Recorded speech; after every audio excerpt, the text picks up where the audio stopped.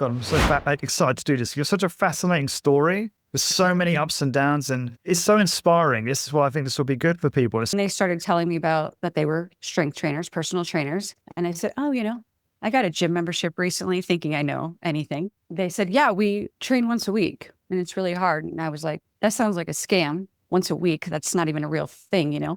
My first HIIT session, it altered my DNA. I was like, I've never worked this hard in my life. I've never felt so in my body. I've never felt so calm in my mind. So that first HIIT session, though, I was like, wow, this experience is available to me without drinking or drugs. This is amazing. In the first 4 months of training HIIT style, it would be so fun. I would be around town and people would be like, Janaya, you look great. How much weight have you lost? I would tell people 5 pounds and they would say, no. You look more than 5 pounds. It was just so life-changing that I just had to tell everybody about it. Sometimes people cry in the leg press. It's happened, Lawrence, I've had men drop a few tears in the leg press. Come in with your critical thinking skills.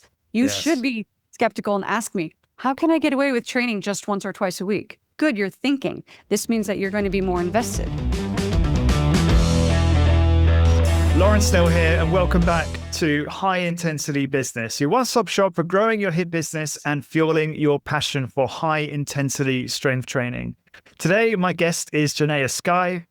Janaya is a master strength trainer and president and owner of Paradox Strength. Paradox Strength offers one-to-one 30-minute strength training sessions 1 or 2 times per week in a private studio in Midtown Bend, Oregon, United States. Janaya, great to be with you. Thanks for doing this today. Yeah, I'm excited. Thanks for asking. Of course, I'm super excited. And you've been very helpful sending me this timeline of events, which I'm just excited to get into. And I thought we would really start from the beginning because you've got such a, God, I'm so excited to do this. You're such a fascinating story with so many ups and downs, and it's so inspiring. This is why I think this will be good for people. It's so inspiring because you overcome so many challenges. So let's go from, 2010, you're 29 years old, and you got sober. Can you take us back there and what was happening and maybe the moment where that happened for you? Sure. The short answer is nothing was happening, right? It was just like Groundhog's Day, living the same day over and over. And then through a series of, I'm going to call them miraculous events, I was like, I cannot keep drinking. This isn't just in my 20s party girl stuff anymore. And in that process, my mother actually told me, she was a personal trainer at the time, and what she could offer me was a gym membership. And I needed that at that time, right? I needed new friends, I needed new hobbies, all of it. So yeah, my mom started training me 4 days a week. And that was the beginning of this chapter. What were you doing for work back then? How were you making I was money? a bartender. Okay. And you did that for most of your 20s, basically? Yeah? Mm-hmm. Okay, cool. So when you then started the gym and started, did that then, were you then, you developed an interest in it and then you went back to school to study health and fitness, right? Yeah. What I'm really interested in life, which I think is why I love what we do, is uncomfortable experiences. Mm-hmm. And it was 5 a.m. and there were all these very darling young women in the gym in their cute gym outfits. And I was really unhealthy and, just very out of shape. And my mom would get me on the elliptical, for 10 minutes to warm up or whatever.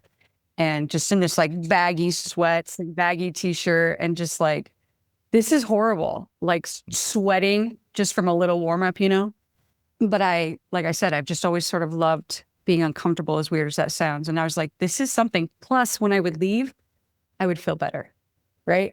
When I would leave this, kind of the Arnold Schwarzenegger 4-day split routine my mom would do with me, I would be a little more hopeful about life. I was like, there's something to this.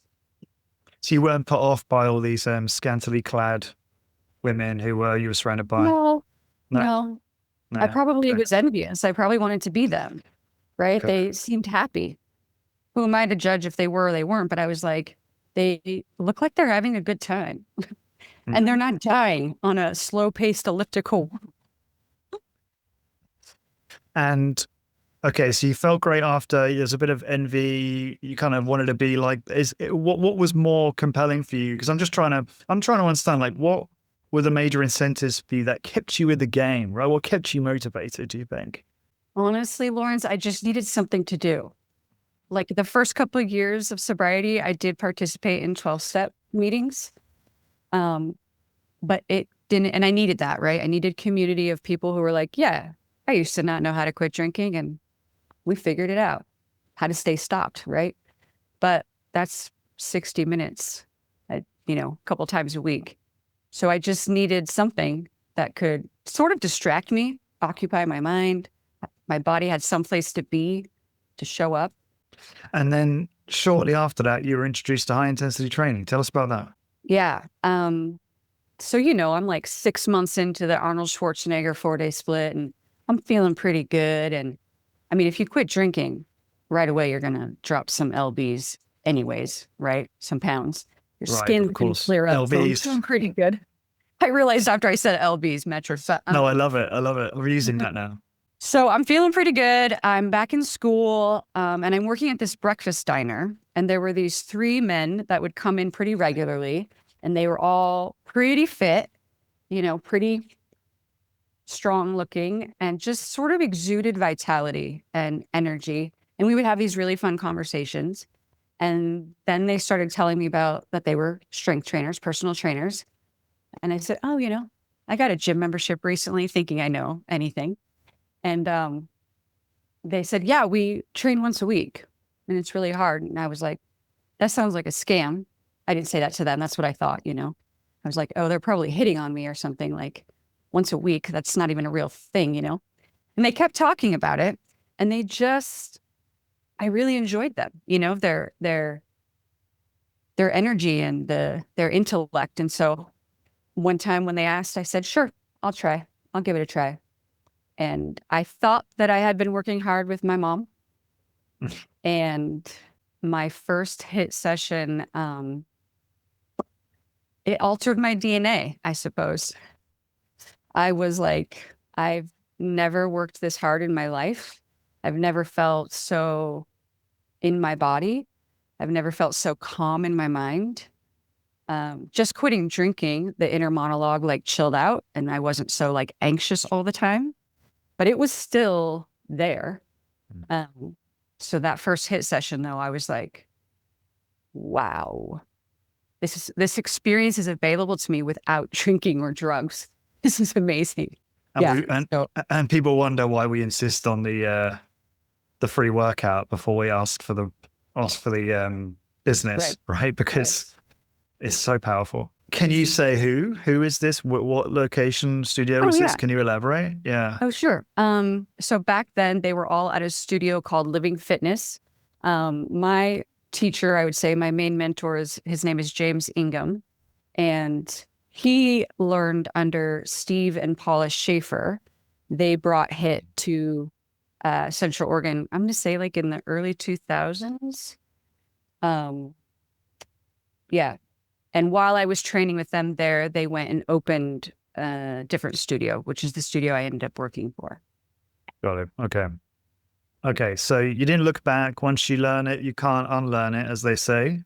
Totally. And your health transformed, basically. Yes. More so than previous. Can you talk about that, maybe? The contrast in results? Yeah. Yeah, absolutely. I'll just say this. We didn't have a body composition scale back then, so I wish I did.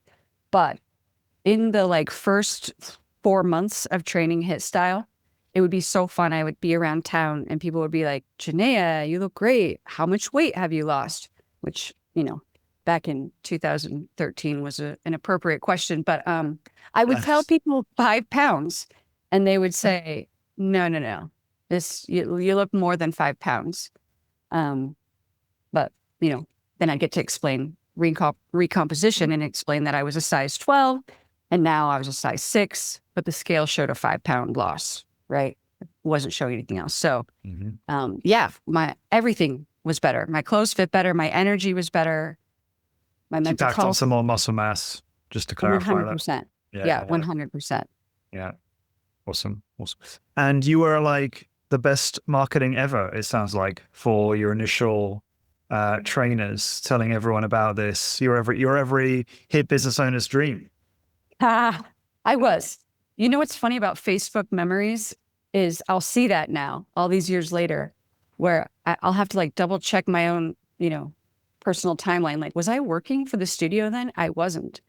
I just was it was just so life-changing that I just had to tell everybody about it, So Yeah. on my training day, I would check in at the studio, right, on the Facebook and give a shout out. And Right. Without being prompted, that was just what you did yourself. that is true. And by then, I am dating one of them, Okay. So there is right? some So, incentive too. yeah. I mean, that has to be a part of it too, right? But I just totally believed in the whole experience, what they were Of course. doing. And here in Bend, it's a very fitness town, right? And people are doing a lot of fitnessy things, thinking that they're checking the boxes. Yeah. I was going to say, it's a beautiful place, actually. Just on my research, like, I'm like, wow, it's just some amazing landscapes and things. Great place to Really? live, it seems like. Yeah. Yeah, we're very lucky. Yeah. Yeah. Awesome. What's the weather like year round? Like, what's it like? We used to say 300 days of sunshine. It's kind of Okay. changed in the last couple of years, but Okay. it's kind of 4 seasons: snow, Okay. hot summers. So it's interesting. You got a degree in health promotion, which is kind of like vague and broad and kind of, I guess, you could go into all sorts of things with that.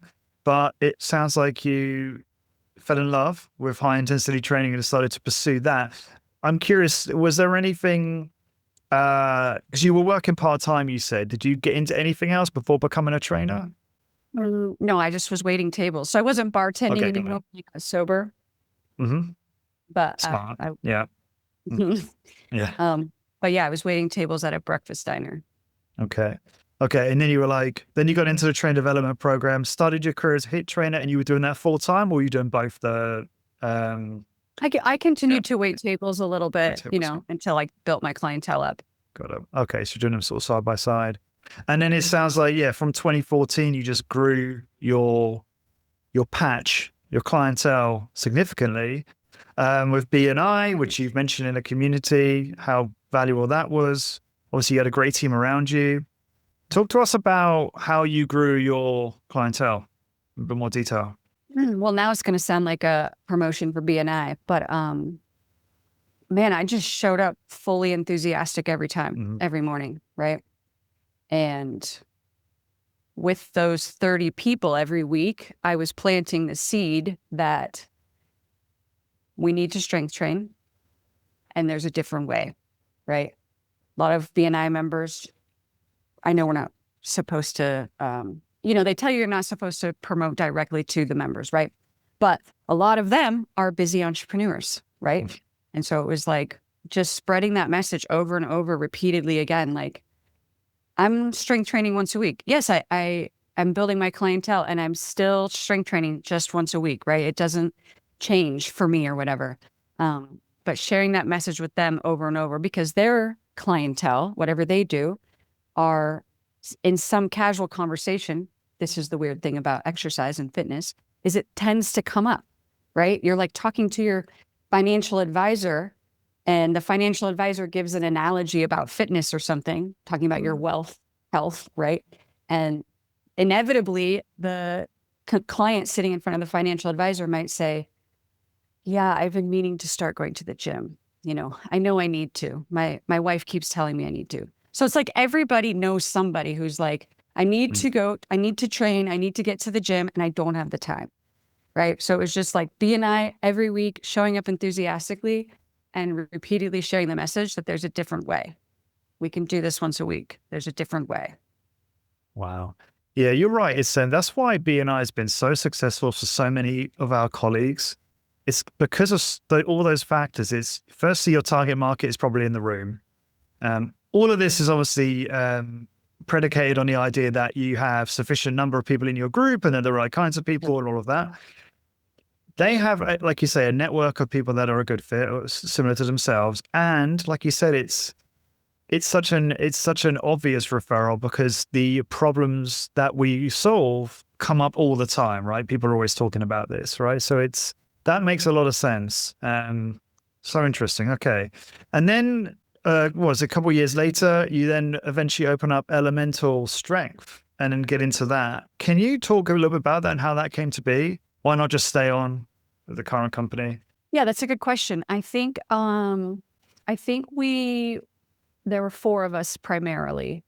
3 of them were owners, right? And then myself. And I think we just started to have a different philosophical approach. Got it. Develop your own niche within here almost. Mm-hmm. My ex-husband, who I opened the studio with, he was really getting into body work and really incorporating that into all of his sessions. In fact, he still does. Shout out to Elemental Strength, Dave. People want to check that out. You can find him on Instagram and Google and stuff. Yeah. Absolutely. Yeah. So yeah. And I mean, it was very, like I still meet with James once a week. Oh, cool. My original mentor. So it was all very like in the name of growth, which is, what we promote as HIIT trainers, right? Mm-hmm. So.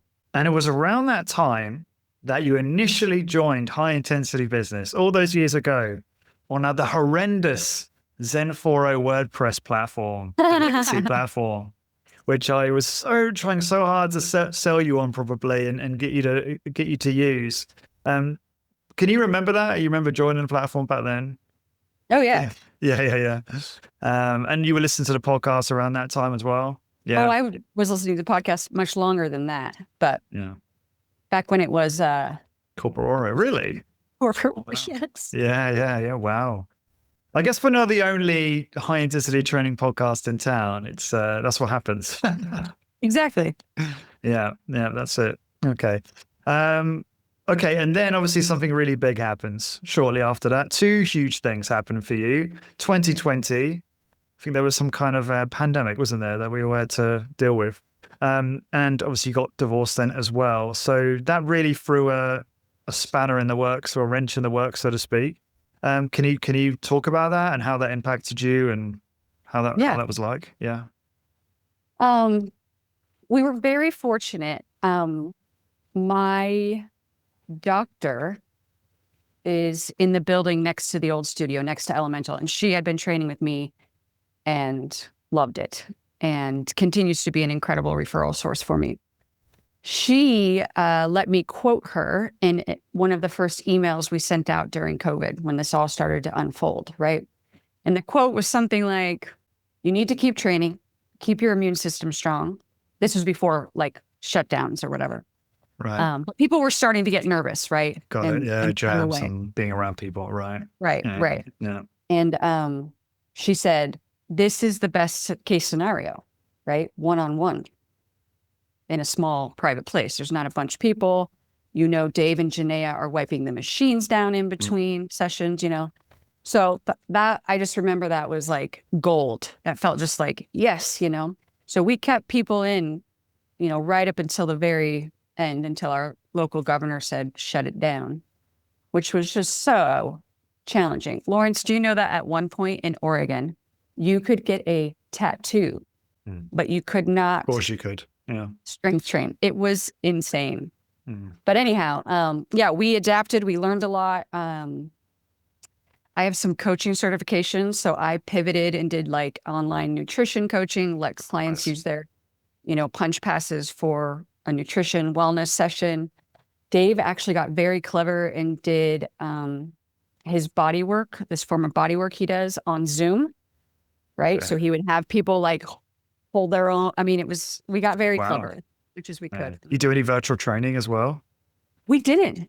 Okay, interesting. Yeah. I mean, we thought about it. We saw other studios doing that. I think we might have put ourselves in a weird corner where for so long we had sort of talked about how incredible MedX machines are and how dumbbells are kind of silly. which by the way, now I love dumbbells and I incorporate them into my sessions. So yeah, we didn't do that, Yeah. which is interesting now, but That is so interesting to hear. I remember when I was recording, I think it was the EOS series with Luke. This is Luke Carlson from Discover Strength, who did a wonderful job pivoting to virtual. And he was like, made the point that they never pinned their business on machines. They never had it in their free uniques. So it was all about, as long as it's evidence-based and it's productive exercise, then we don't need machines. Obviously, they love machines just as much as the rest of us. But I thought that was very clever that they were able to make that pivot without having to kind of explain themselves. Although I'm sure your clients would have been completely understanding. absolutely. Tough year though, right? Yes, absolutely. Yeah. You know what's fun is I feel comfortable saying this, and I know Dave would too, be okay with me saying it. We were already sort of like having a challenging time in our marriage, Sure. and then we opened the business. So it was like, this business is either going to like solidify our partnership, our relationship, or it might be the pressure cooker that just, but it was the pressure cooker that cooked us. Yeah. But the And pandemic, most stressful year ever as well, right? absolutely. Yeah, go ahead. Yeah, sorry. It, in a weird way, the pandemic sort of made the transition more possible. So when we were able to reopen, we sent an email out to the clients and said, hey, we split the shifts.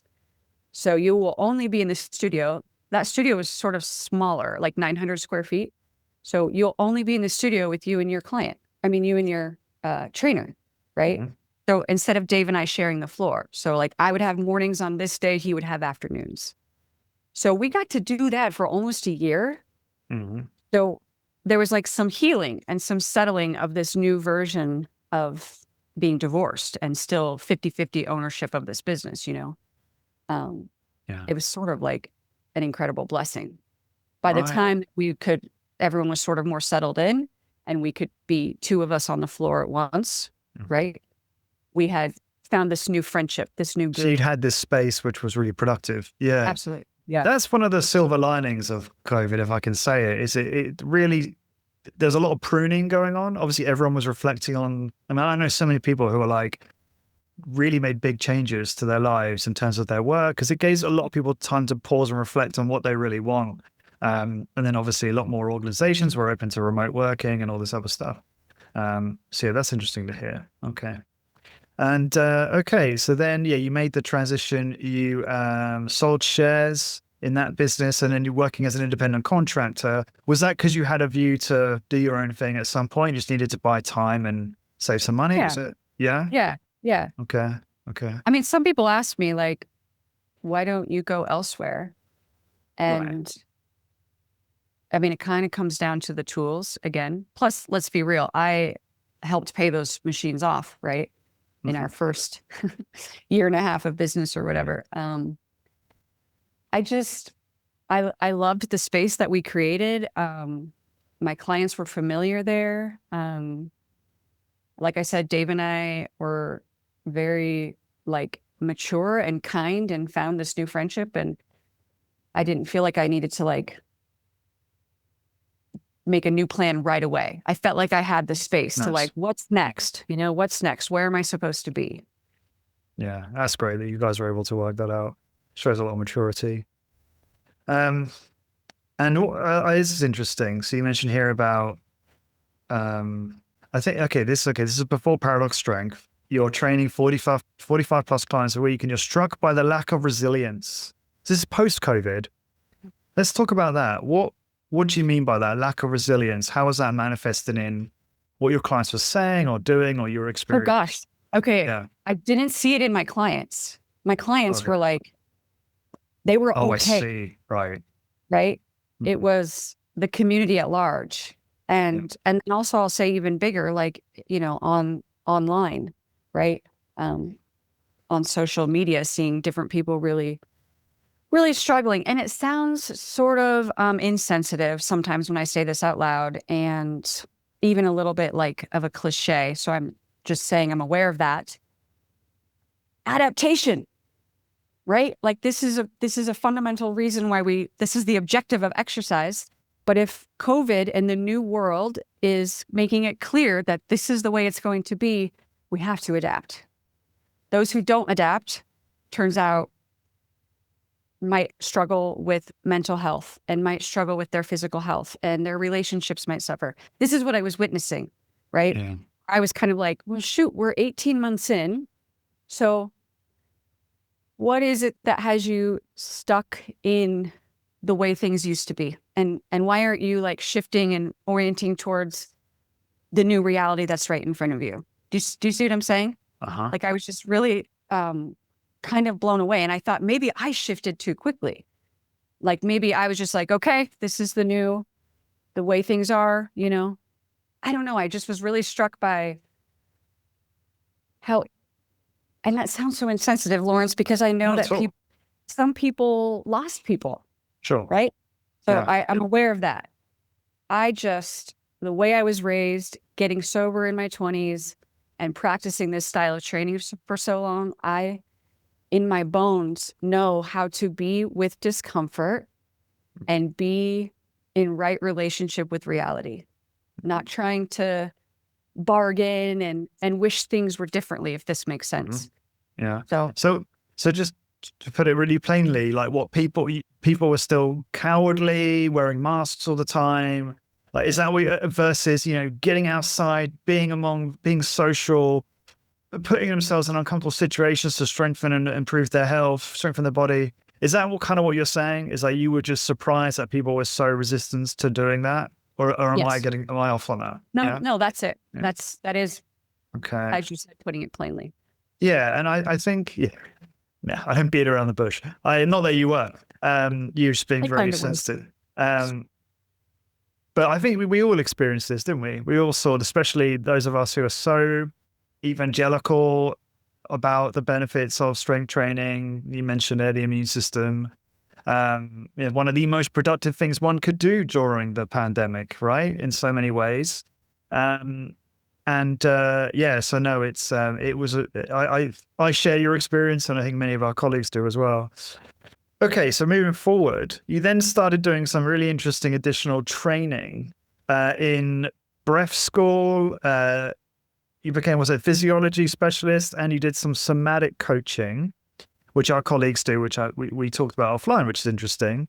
I'm really curious about this because you feel like these are some great tools that support HIIT sessions and help people. It sounds like in your experience, people get more motivated and maybe can overcome their limits. So I'm really curious how you operationalize some of those things. Like, how do they actually manifest in a session? Could you talk a bit more about that?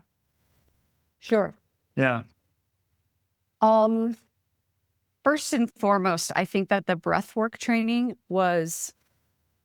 I think it should be, I highly recommend it to all of our colleagues. I did it through an organization called Our Breath Collective, and it was a 6-month training online. And I feel like it was the missing piece, something that like clients had been asking for without directly asking for it. And, I did a bunch of trainings over the years, Lawrence, including say yoga teacher training. And I thought, this is what will fine tune my coaching, right? Posture and alignment while you're in the machines or whatever. But the breathing. Were you doing that whilst you were a HIIT trainer, the yoga training? Oh, that shows some open-mindedness. Okay, that's good to hear. Yeah. Just because you know how it is. Some people in our space will not even, give any time to that. So that's cool. Yeah. So what I learned in my first year of sobriety is that I am forever a student of the body. I think the human body is incredible. Mm-hmm. I think everything that we want and long for, we think, isn't that ironic? We think it's in our mind, but it's in our body. But getting a little too philosophical. So the breath training was incredible. And of course, afterwards, all my clients are like, oh, Janaya, how should I breathe in the leg press? And so the idea of simplifying it actually, was very impactful. In fact, just having my clients breathe through their nose until the work is elevated to a point where they have to breathe through their mouth. right? So I know like Hmm. McGuff in Body by Science talks about mouth breathing from the very beginning. So does HIT Uni. So anyway, the breath work was amazing. And then the somatic coaching, at that point, honestly, I thought that maybe I would be leaving the fitness industry.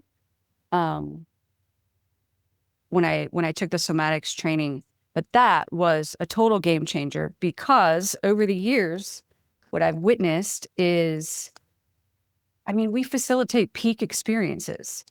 So people are going to have potentially emotional experiences while they're having this physical peak experience.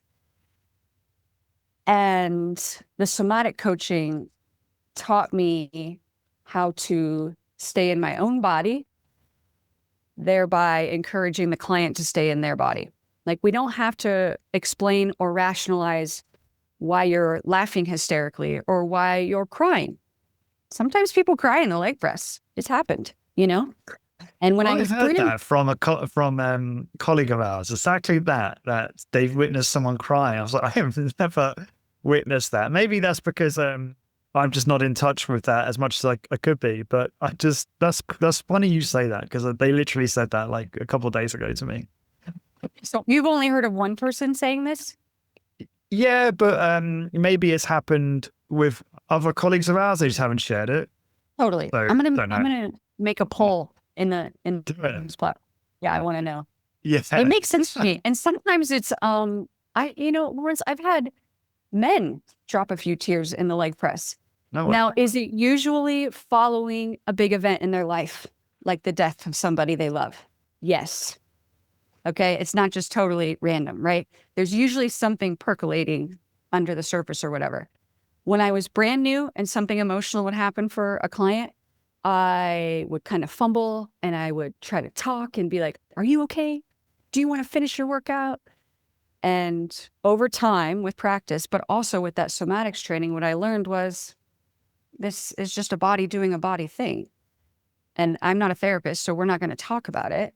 I'm just going to stand next to you, probably outside of your vision, so you can feel my presence, and you just take care of yourself. And you're going to stand up, and if you got a tear, wipe the tear, and we'll move on to the next machine, you know?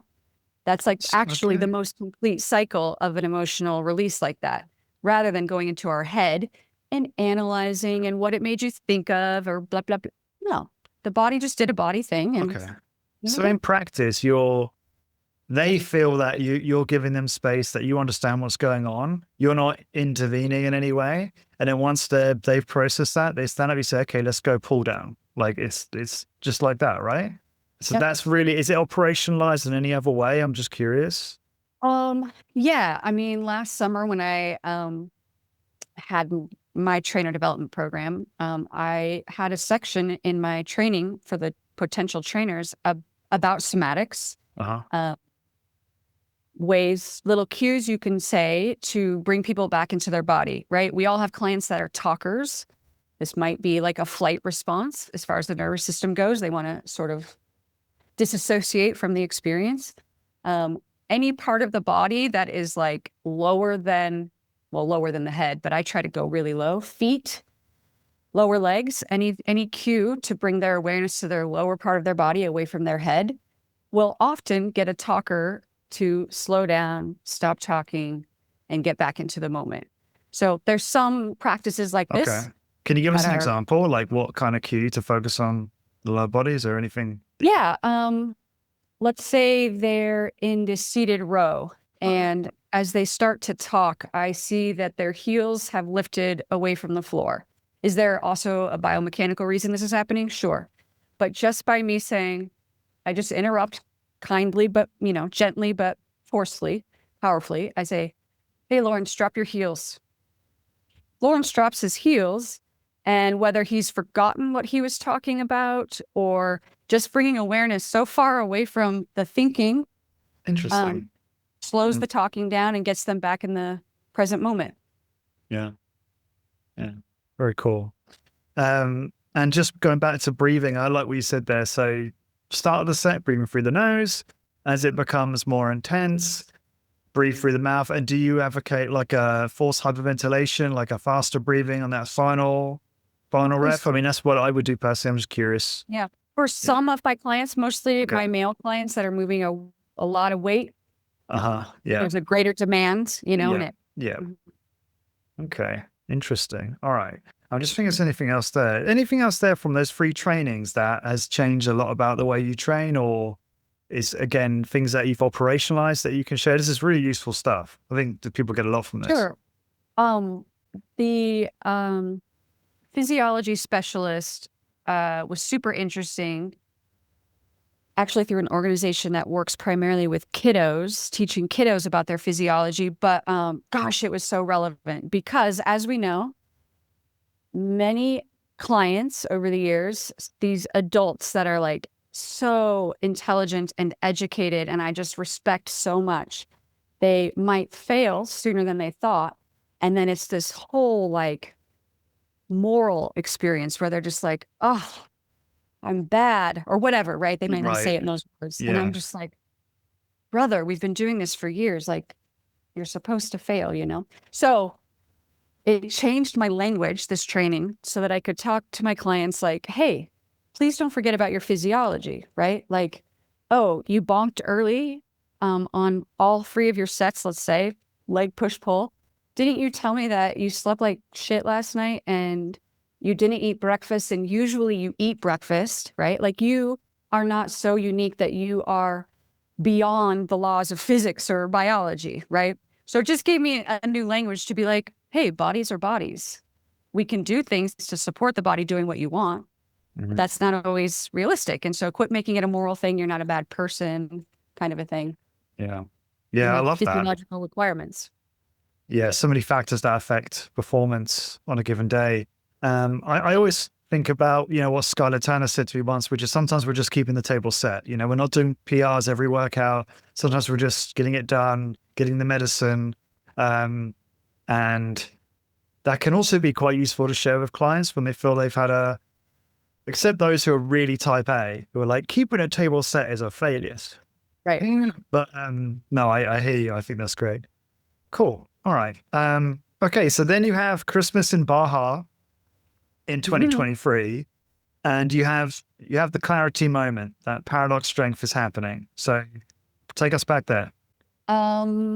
Yeah, I was there for 17 days and that was a long time, right? Like on Yeah. day 8, I was like, what? I just like eat fresh fish and read books in the sand and swim in the ocean with my beloved husband. I got remarried before then. I was like, So this was is like a honeymoon type of thing? no, Okay. no, yeah, it was just a holiday getaway, break. right? Yeah. Yep.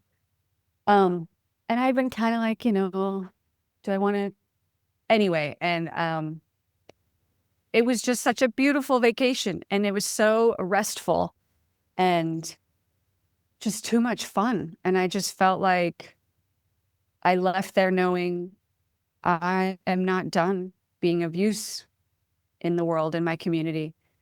And probably midway through last year, I was like, oh, I know now what was happening in Baja. I was being like restored, recharged, and emptied out because I had no idea what opening a business was really like.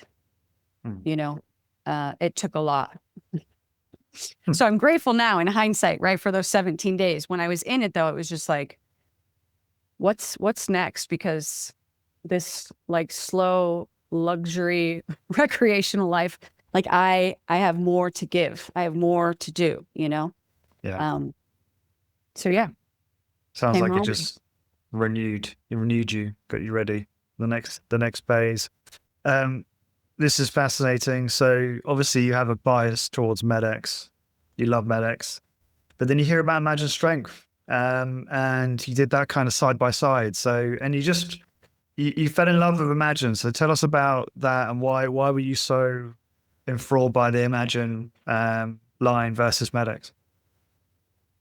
So yeah, I was familiar with MedX, right? Of Yeah. course. And I felt nervous, right? Opening the studio by myself. When Dave and I opened a studio, he had 8 years on me as far as, he had been a trainer for 8 years longer than me. So it was just always this like security fallback.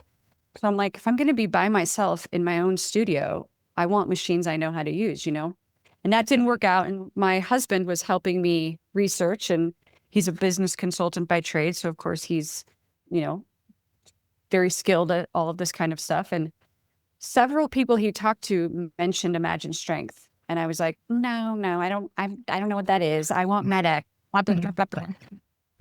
But I'm so glad because. So are you on like Facebook Marketplace and like everywhere looking at secondary market, like trying to get MedX? Yeah. Because brand new, you're like, no way. Right. I'm guessing too expensive, right? Yes. Yeah. I'm emailing other studio owners. Do you have any leads? On my own, no one referred me, but on my own, I found an individual who claims to be a MedX broker and put lines up together. And all I'll say about that is that went south, and I'm glad it did. Okay.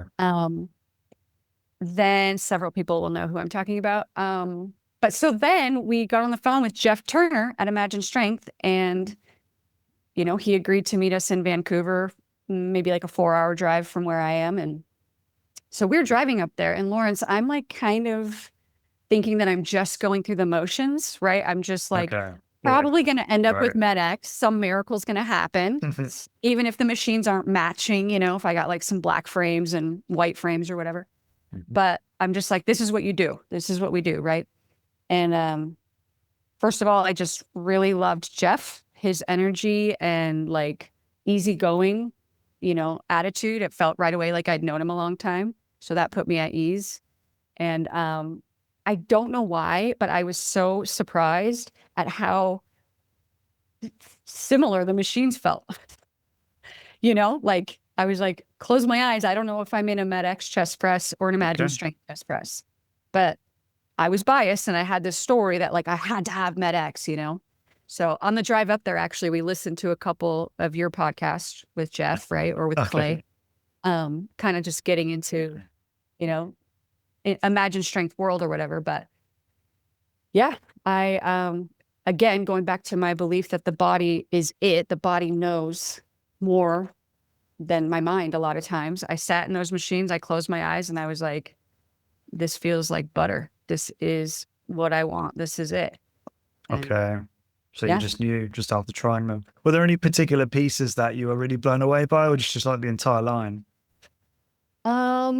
There are several modifications that I really appreciated. Obviously, most of them that I had never considered. But Jeff, having worked with MedX pieces for so many years, had been imagining this, visioning this. The seated dip is a pretty cool piece. I'd always thought, I wish that the low back pad would tilt a little bit more. And they've done that. It raises or up and down and goes on an angle. Oh, right. So that's pretty cool. Yeah. Yeah. I mean, just in general, I think I was just like, this is great. Yeah. Brand new. I can get brand new pieces. Yeah, I mean, they look beautiful. I mean, if you're watching this on YouTube, if you're listening to this, go and check out YouTube after this and go to High Intensity Business on YouTube, and you'll be able to see, or actually any Facebook as well, I think. You'll be able to see Janaya's studio and the beautiful Imagine machines with the brown upholstery. Just looks so good. Black. I mean, they're not painted black, they come black, don't they? And they just had the brown cushions, the upholstery done, and that was that, right? Yeah. Yeah. Jeff was so great about that. I told him, I said, okay, I want to do this. Like, let's do this. And he's like, great. And I said, this may be a surprise to you, but I don't have this money just like sitting in the bank. So I have to take a loan out. But because I'm going to take a loan out, this is a really big deal to me. And so I want to love these machines. And I don't love your, upholstery options. And he's so diplomatic. He was just so, I know, right? And it's a lot of money. I'm taking this seriously, right? No, you delivered it. Right. Yeah. And he was just so gracious and like, no big deal. He goes, great. I'll send you the website where we order the material. You can choose what you like. And I was like, is that simple? Okay, cool. Yeah. Yeah. He's so open with stuff like that. That's really great. And obviously it helps that he gets high intensity training. So he really understands. Right. I mean, that's what they're built for, like our business, right? Right. Okay. And then at that point, you rejoin the No. Actually, you rejoined the old high intensity business on the old, again, some people will know if you've been a member before in the old platform. We used to be on WordPress. It was not pretty. I was all about, there's lots of value here. Please believe me. It just doesn't look great, right? But you were quite impressed when you rejoined. We'd come along in terms of like some of the content and the different resources. Can you remember? Because, yeah, go ahead. Yeah. Yeah, I still will sometimes, I thought I had found them all on my computer, Lawrence, but I still have sometimes find a PDF that I downloaded, from the high intensity business platform, like so many resources. And over the years, when I've tried to get help from, say, an HR manager, right? They think they understand fitness or personal training because they're using the general template, if you will, right? So there's a lot of resources available for personal trainers, but we all know they miss the mark for what we do specifically, right? So all of these PDFs that other people have created and graciously shared on the platform that you have created, I was just like, honestly, I think it actually made me feel a little bit more confident. Right. Like I actually didn't have all the skills that I thought I did to open a business, but I thought I have all these resources and I have all these humans that will mentor me through the platform, which is what happened. But yeah, no, that's great to hear. And it was shortly after that, I think, that we upgraded, that we moved to school, probably a few months, maybe. Would you mind sharing your view on like how that transition has been? What do you think about the new platform? Well, I guess the number one thing I'll say is if the ease and the aesthetics of something online are not pleasant, right, I'm probably not going to use it, right? Like I actually don't love technology and screens and all this, right? But the layout is just very nice, and the ease of searching for a topic, it's seamless. Yeah, awesome. Thank you. Thanks for being a member, obviously. And yeah, no, obviously I'm thrilled about the move to school. It just makes the whole service so much better. And yeah, I mean, I should take a moment here just to say thank you to all of our colleagues who have been so generous. I mean, we're running a membership, which has obviously improved over time since 2018.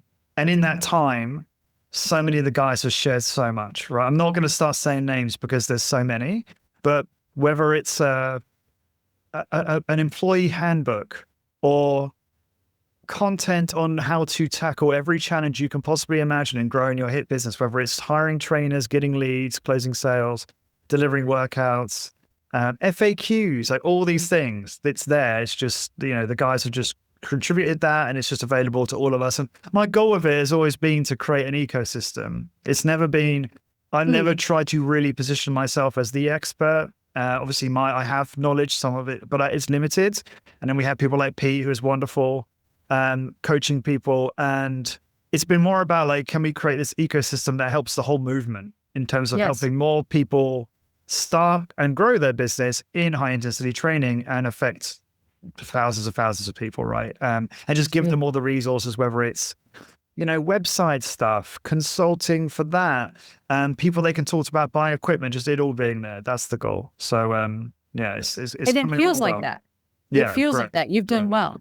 I recall a while ago, someone, maybe they were newer, or it was when we moved to school platform, but they sort of asked if they could post something.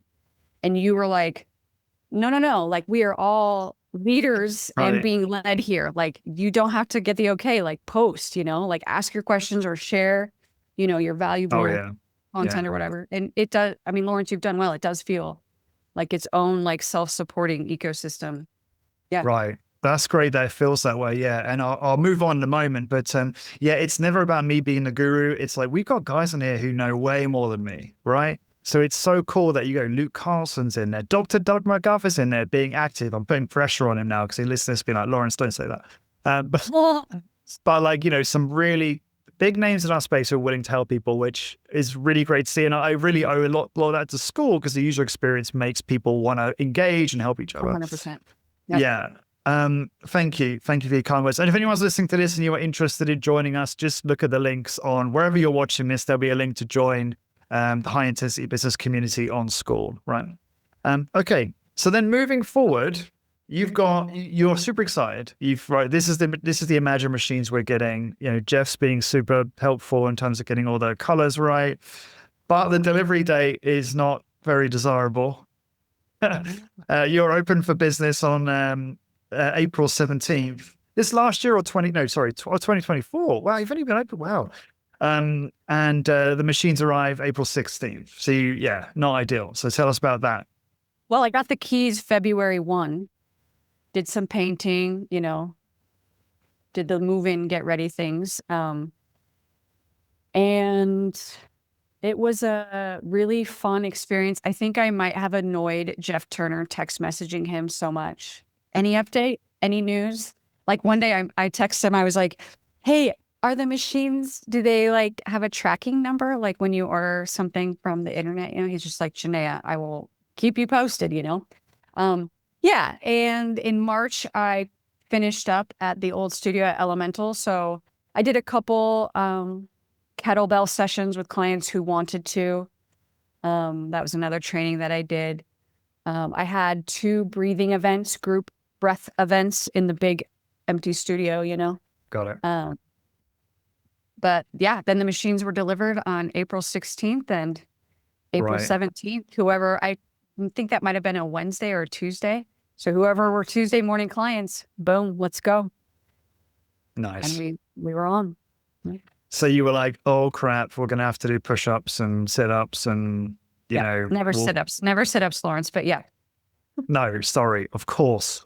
None of us do sit-ups. Cool. Okay. I'm glad that worked out. And you literally, so you just started training people on April 17th. You'd had no previous experience training people on the Imagine, but it being so similar to MedX, you just felt you could wing it in the beginning? 100%. And I never thought about it. Yeah. I did. I just thought I could wing it. And let me tell you what, it was, there was a little bit of a learning curve. Yeah, of course. Yeah. It was fun. Yeah. Okay. All right. So moving on, we have the machines operating, the business is operational. Tell us about, because you've done so well in terms of business growth since you started. Can you talk to us about that in terms of how you grew the business? Sure. First and foremost, my best marketing is every session we deliver at Paradox Strength. Well said. I learned that from your podcast. Number 2 is I have an incredible referral partner. She's my personal doctor, and she runs a direct primary care clinic, which is like a membership, right? People pay a membership. She doesn't accept insurance. And she trains. She believes in it, So I would say, I actually thought about it the other day, tallying up how many folks have come from her. But so that's been a huge part of our success. Oh shoot, I just lost it. What was the second thing I was going to say? Well, you said delivering great workouts, right? Strategic partners like this doctor. Yes. BNI, or I know you also had clients come over from the previous. Oh my gosh, yeah. Two, right? Yes, of course I did. Yes, I had clients come. Lawrence, it's lost. If I find it, I'll tell you. Yeah, that's okay. But those 2 kind of channels were probably the lion's share. Yes. Is it back? Don't worry. It will come back right as we get into the next topic, and then you'll cut me off. That's generally how it works. Yeah. Okay. Oh, you have community support here. Is that related? Oh, I know what it is. Go on. Okay. So when I started doing this job in 2014, people would say to me when I would say, hey, I'm a strength trainer. You should come check it out. We do a free session. I'm not kidding you. 8 times out of 10 in 2014, people would say, oh, I don't need to strength train. I do yoga, or I hike, I jog, whatever. And I would say, oh, yeah, they're actually really compatible and you kind of need both. But mainstream media wasn't saying that, right? Doctors weren't saying that, at least not in my part of the world. And now everybody is like, I need to strength train. Just out of curiosity, when you said they're kind of compatible, you kind of need both. What would you still get the cold shoulder? They'd be like, oh, whatever, like back then, or would they be like, I mean, sometimes, half the time, maybe I would get really clever in my BNI meetings and I would say like, y'all have people that need to strength train. They're going to tell you that they're already exercising. And what they mean by that is they're doing some form of long endurance cardio. And what you can tell them is you need both. It's like peanut butter and jelly or vodka and tonic. Like you don't just have one. I mean, I can't, but you know what I mean? Like I was trying to think of all these clever ways to explain, like it's not a complete exercise diet or routine, if you will, to only have the cardiovascular work. But now, like I said, it's so much easier to talk about it, right? Everybody is like, yeah, I read a book. It was on the Today Show. My parents are telling me they need to strength train. Like it's just happening. I'm like, this is awesome for us and for humanity. Yeah. Yeah, it's interesting. I love hearing how people articulate things. It's going to sound kind of very sexist, but obviously it's permitted because I'm talking about how men are more effective than women at this. Sorry, women are more effective than men at this particular thing. And that is, I just find sometimes the females in our space do a better job of articulating what we do, and just better at messaging, so that the lexis that we're using is kind of more resonates more with the target audience, right? With the person we're speaking to. I find, again, it might not be a gender thing. I don't know. It's just something I've noticed. Maybe it's because I'm being selection biased over the last few conversations I've had have been with people like yourself.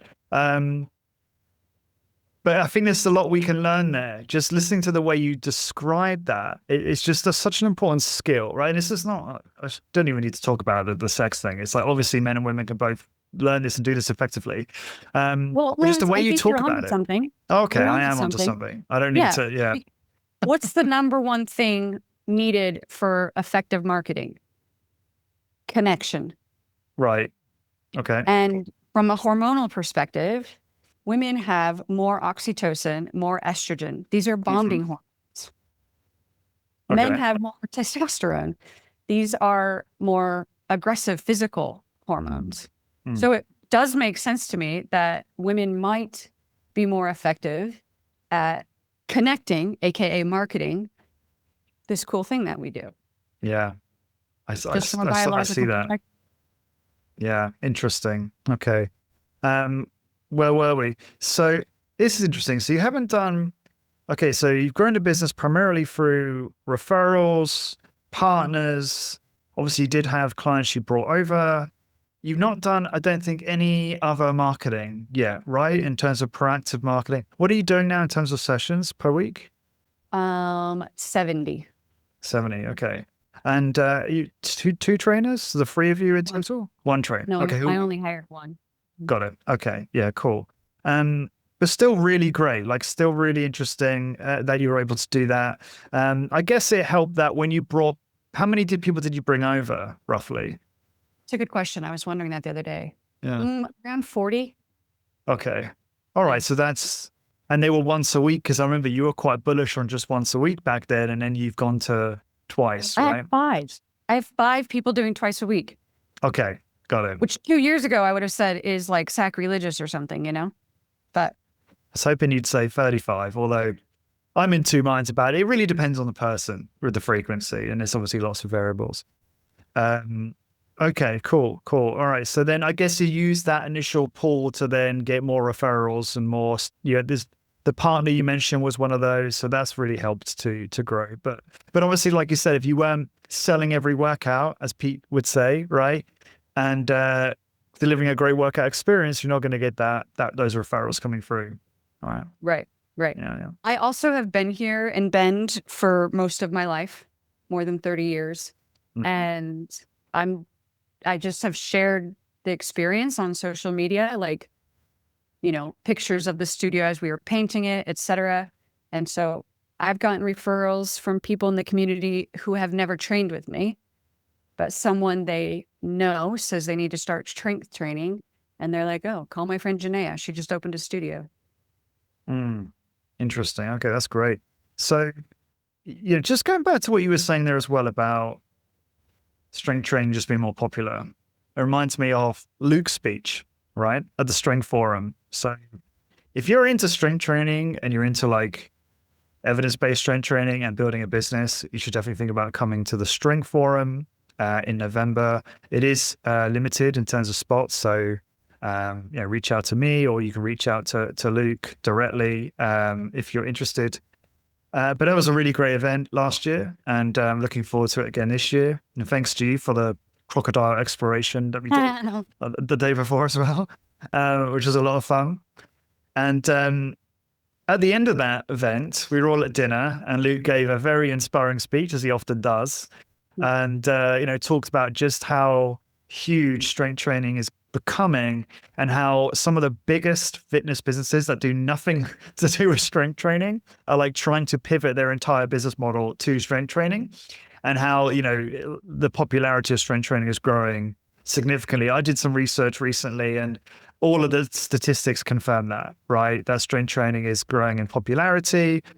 In fact, Discover Strength did a podcast about the Health and Fitness Association. And again, if they're not talking about GLP-1, they're talking about strength training, right? And usually talking about both of those things together, which is obvious. But again, the GLP-1 movement is going to really help our business too, which is going to be really great. So I'd love to hear just more about, like, what are you hearing from people? You say you're seeing it. What are people saying when they're connecting with you and asking if they can become a client or asking you about strength training? Yeah. What are they saying? I think what has been like sort of most impactful to me and has me feeling interesting feelings is some older women, let's say 60s, 70s, and they are told by their doctor that they, need to strength train. And I've repeatedly heard the story that I thought I was doing it right. I was eating low fat and I was doing cardio, right? And it's like, we're just still in our infancy, what we think we know about the human body, right? And we'll know more than we know now in next year, right? So there's been a lot of like, I guess, regret from like some of my elder women that have come to train, which just motivates me, right? I know it's often common in our industry to have retirees or elders. Honestly, Lawrence, I have a handful of clients in their 30s, and I have several handfuls of clients my age in their 40s, 50s. So it's like, it's impacting everyone. The message that if you're perimenopausal, a woman specifically, get in now, get in ahead of it, right? And I tell every single older woman that says, my, what the heck is it called? My DEXA scan for my bone mineral density is low. I don't have enough muscle, whatever. I tell all of them, are we going to like make magic happen? I don't know, but I'm certain that we can absolutely slow down this decline, right? Perhaps even arrest this decline of tissue loss, right? And better late than never, right? Yeah. But yeah, I just think it's more mainstream. We're talking about muscle as the organ of longevity, its role in all kinds of metabolic functions. It's not just about aesthetics anymore. It's not just a bodybuilder physique, right, as its primary purpose or whatever. So it's actually a really exciting time to be in the industry. It's really interesting, isn't it? When you said there about most people think, still think low fat cardio, and you're thinking, how is that even possible? Like, because we're all in like a bubble, all of us. Right. Yeah, our niche. We're surrounded by strength training, advertising and information, and we know better. But we forget that our prospects and clients are not surrounded by that as much, perhaps. So maybe it's a good reminder to think, if you think you're doing too much advertising or too much content, you're not. On strength training, you're not. Yeah. Well said. Yeah, and it comes up quite a bit in the community. People say, how can client education is a big challenge. It's like, because they talk to clients or prospects who, say the sort of things you've experienced. And they obviously want them to be believers from the get-go. And And, it's a spectrum, isn't it? You'll get those like true believers like yourself before you started your business. And then you'll get those who will be clients for life, but they're never going to be like, staunch hit advocates. Do you know what I mean? They just show up and get it done. And then there's ones that you're just dragging through the work, it's a spectrum. But the best way we can impact that and make that difference is by, I believe, by building a successful business, right? So by being profitable, building a successful business, you're going to educate more people by virtue of that through scale, right? For exposing more people to what we do. And then if you want to do more, obviously you can do newsletters and content and all of that, which is going to both educate and promote what you do and also retain those you have. I think people forget that social media isn't just about, trying to bring in leads. It's actually good for retention because it reminds people about why they do this kind of training, So that's how I see it. What do you think? Have you got a take on that, on client education? Yeah, absolutely. I've always wanted to have a client book club. I mean, we kind of have informally over the years. Like I love to read and I'll share what I'm reading and some clients will read it and et cetera. But we're doing one formally. And the book for spring is The Stress Paradox. It just came out. Kind of love that it has my name there, right? But the whole concept is written by Dr. Sharon Berquist. She has 2 last names, but the whole concept is that yeah, sorry about that. The whole concept is like small doses of stress are incredibly beneficial for the human body. Exercise is obviously the go-to example of that or whatever. But so yeah, education, I absolutely 100%, especially because there is so much information out there, right? Yeah. So I'll just say that I love when a new prospect comes in and they're skeptical, right? I've had a couple in 12 years. I've had like 2 or 3 come in with a list of questions and I'm just like, yes, you are my kind of people, right? There's a scam around every corner in this industry, right? There's magic bullets, magic pills, whatever. Come in with your critical thinking skills. You should be skeptical and ask me, how can I get away with training just once or twice a week, right? The CDC, right, in America, the United States, the CDC says I need to strength train X amount of time, right? We have a whole, approach to how we answer these questions or whatever, but it's like, good, you're thinking. This means that you're going to be more invested. I love this, right? If you just show up and you're like, oh, my girlfriend told me I can do this only once a week. Thank God. I'm like, well, shit, you haven't paused and thought once a week will probably mean it's going to be really uncomfortable. Right?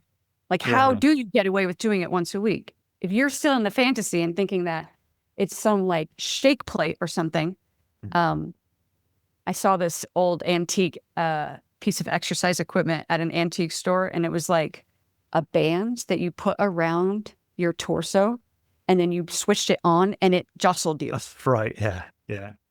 From like the 50s. Yes. Right. Don't you know that they found out decades later, that it was actually incredibly harmful to women's pelvic floor muscles? I digress. The point being, like, if someone comes in and they're not asking the questions, then I'm kind of like, I'll work harder to educate them, right?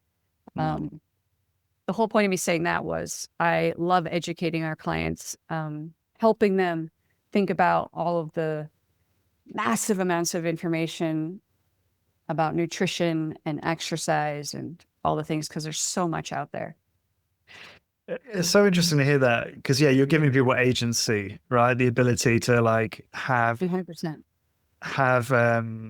Be able to discern good from bad. And it's interesting hearing that. So the client who is, has the critical thinking skills is probably the one who's more likely to stay versus the other one who's the easy sell. And it's like, I know what you mean. It's like when you get someone like that, it's like, oh, thank God, someone who can think for themselves. Because that sadly has become a rare thing, right? Where people are just swept away in the views of other people, media and otherwise.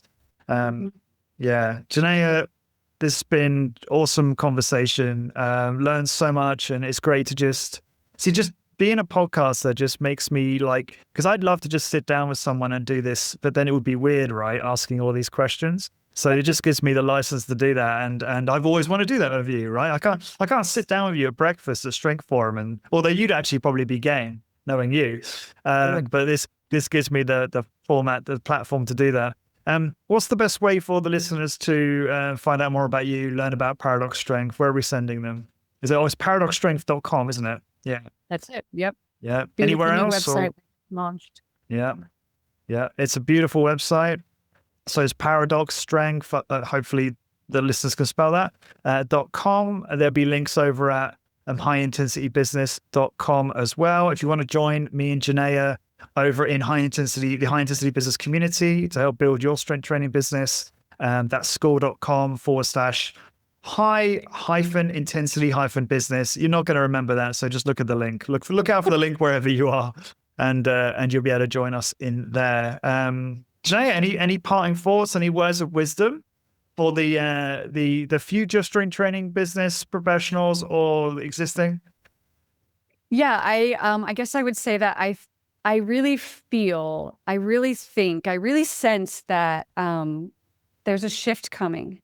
Ooh. And those of us that are working in the three-dimensional, like in the real world, not on screens, with physical bodies, we will continue to thrive. That's all I'll say without sounding too weird. And Lawrence, I want to say thank you to you for all the years that you, even before you knew my name or that I existed, you were sort of mentoring me with Corporate Warrior podcast episodes and the evolution of everything that you've been bringing into the space, into our industry. And yeah, I'm super grateful to know you and be a part of community with you. Thank you. I really appreciate that. Feeling is very mutual. Thank you. Thank you for saying that. And for everyone listening, thank you so much for your time. I hope you've enjoyed as much as I have. This is Janaya from paradoxstrength.com, and I'm Lawrence with highintensitybusiness.com, and we'll speak to you very soon.